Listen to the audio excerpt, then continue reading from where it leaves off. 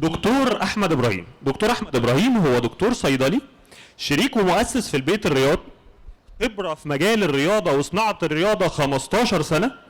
هيكلمنا النهارده عن الصناعه المحليه وازاي قدرت تنتج منتج عالي افضل من المنتج المستورد، وازاي قدرت الشركه تجمع بين كل المنتجات وكل احتياجات الرياضيين في مكان واحد تحت سقف واحد.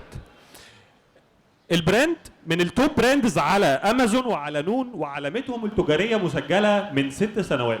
رحبوا معايا بدكتور احمد ابراهيم. اهلا يا دكتور احمد. شكرا جزيلا. بسم الله الرحمن الرحيم. بسم الله الرحمن الرحيم. النهارده هتكلم عن سؤال كان عندي من 15 سنه وانا عرفت اجابته مؤخرا، هقولها لحضراتكم في اخر التوك. السؤال ده: يا ترى مين اللي قال ان المنتج المحلي مش قادر ان هو ينافس المنتج المستورد؟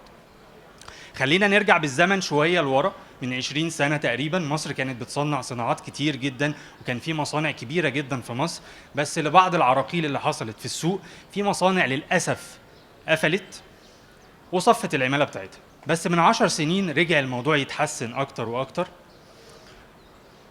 وكان في شويه عراقيل بتواجه الصناعه المحليه.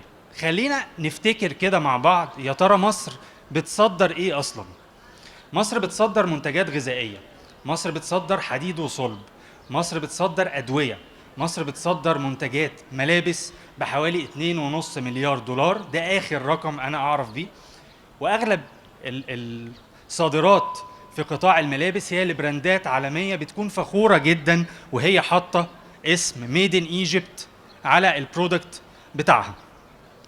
كان في تاجر من دولة عربية شقيقة للأسف حصل عندهم مشاكل في دولتهم من 10 سنين، كان معايا من كام يوم وقال لي كلمة، قال لي أنا لما حبيت إن أنا أهاجر من الدولة بتاعتي كان قدامي دول كتير جدا أروحها، من ضمنها مصر أو دول غربية أو دول آسيوية، وهو قرر إن مصر فيها opportunity وفرصة كويسة جدا إن هو يقدر يعمل الاستثمارات بتاعته، والنهاردة عنده مصنع هو وعيلته.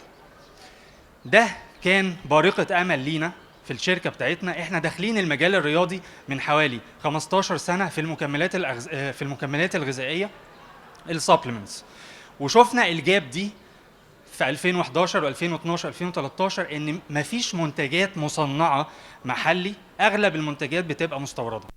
وده خلانا وشجعنا ان احنا في 2014 انشأنا شركة مصرية بايدي مصرية برأس مال مصري، اللي هي شركة الزهراء للتصدير والتوكيلات التجارية. وفي الفترة دي قابلنا بعض العراقيل. أول مشكلة أو أول عقبة قابلتنا كانت المادة الخام، هنجيبها إزاي أو هنصنعها محلي إزاي بالمواصفات وبالجودة العالية اللي تقدر إن هي تنافس فعلا المستورد. ودي كانت ميشن صعبة، لأن عدد المصانع الفعلي اللي موجود في مصر، أنا عندي كتاب في المكتب وزنه حوالي 5 كيلو، حجمه كبير جدا، عدد صفحاته 700 صفحة، السبيس اللي معمولة فيه للمصانع المصرية بتكون قد كده تقريبا. لكم أن تتخيلوا عدد المصانع اللي موجودة في الماركت المصري اللي احنا لازم نبحث وسطها ونشوف المصنع اللي قادر ان هو يعمل لنا المادة الخام اللي احنا عايزينها، لأن صعب جدا ان احنا نأسس مصانع براس مال بتاعنا، لأن الموضوع مكلف، لأن المنتجات الرياضية بتتكلم في الأخشاب، بتتكلم في الحديد، بتتكلم في المنسوجات، بتتكلم في المطاط، في منتجات متعددة، فمش هيبقى مصنع واحد، تبقى العديد من المصانع. الحمد لله قدرنا نتواصل ونعمل تعاونات مع مصانع وفرت لنا المادة الخام بكواليتي عالية. طيب ايه اللي بعد كده؟ ايه الستيب 2؟ تاني ستيب ان احنا عايزين نمسك المادة الخام دي ونحولها لمنتج نهائي يكون مشرف فعلا، ودي كانت مرحلة برضو البحث عن مصانع تكون قادرة ان هي تدينا كواليتي عالية، خصوصا ان احنا حابين ندي ضمان على البرودكتس بتاعتنا او المنتجات بتاعتنا وسياسة استبدال واسترجاع ممتدة. ثالث نقطة، ودي كانت من أصعب المشاكل اللي بتواجهنا، إن كتير من العملاء المصريين أو حتى في الوطن العربي كان مشغول دايماً بأن هو عايز يلبس براندات، يستخدم براندات، حتى لو الاسم التجاري اللي هو لابسه على التيشيرت أو التريننج بتاعه هو مش أصلي، هو كوبي. فكنا لازم نعمل لهم علامة تجارية مصرية تكون مشرفة ويكون فخور وهو بيستخدمها أو هو بيلبسها على أرض الواقع.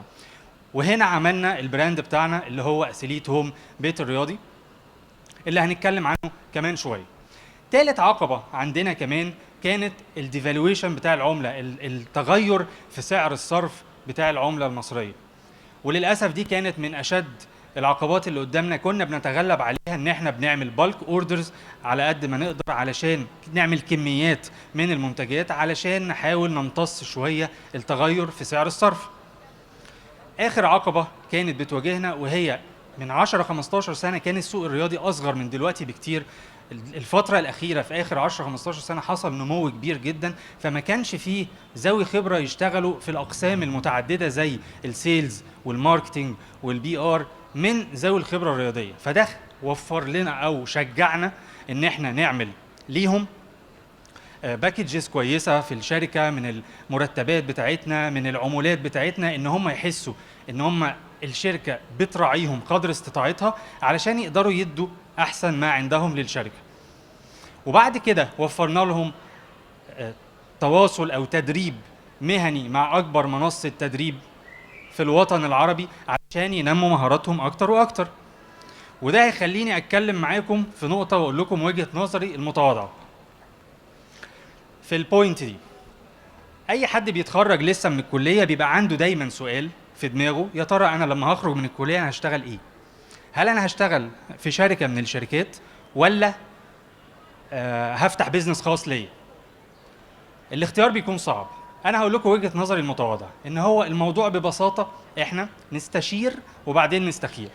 نستشير اهل الخبره، نستشير اهل العلم، نستشير اهل الثقه، نعمل سيرش على اليوتيوب قدر استطاعتنا ونعرف كل وظيفه من الوظائف ايه العراقيل اللي قدامها، او ايه المميزات بتاعتها، او ايه المرتبات بتاعتها، عشان نشوف هل احنا نفسيا هتبقى الوظيفه دي مناسبه لينا ولا لا.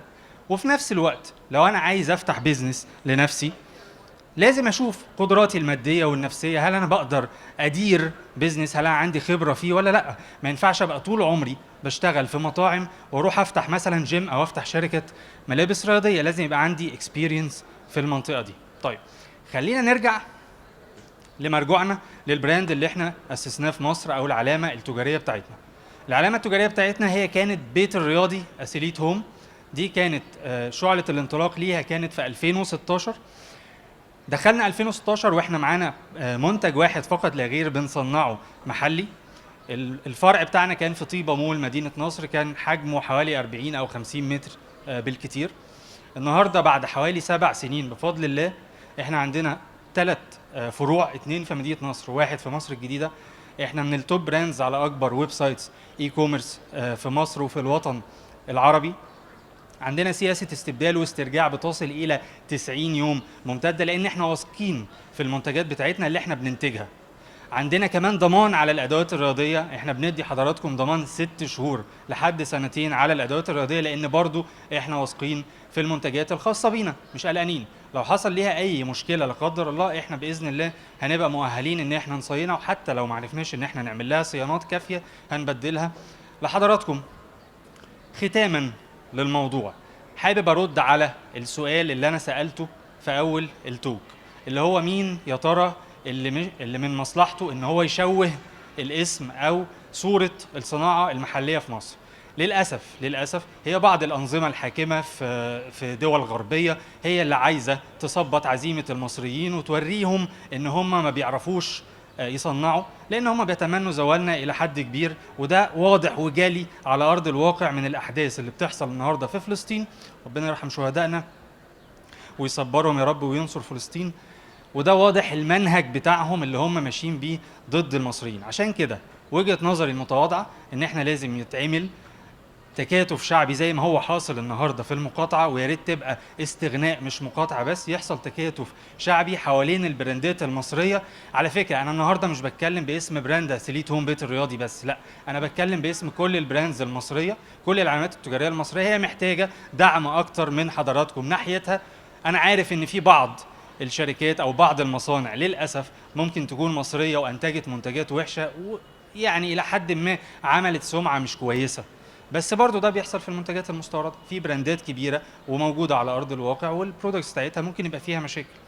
كل المطلوب بس من حضراتكم على مدار السنين اللي جايه نستغل الصحوه اللي حصلت في السوق المصري ونعمل ونزود حته المقاطعه او الاستغناء، ده هيفرق كتير مع البراندات المصريه الاخرى اللي احنا بنعتبرهم دايما براندات صديقه او علامات تجاريه صديقه، والفروع بتاعتنا مفتوحه لهم لو حابين يعرضوا منتجاتهم فيها. احنا مش بنبيع بس العلامه التجاريه بتاعتنا، بالعكس احنا النهارده واحنا بنبيع العلامه التجاريه بتاعتنا موجود عندنا 3 علامات تجاريه تانية مصريه بتاعت شركات اخرى موجوده في الفروع بتاعتنا او على الويب سايت بتاعنا.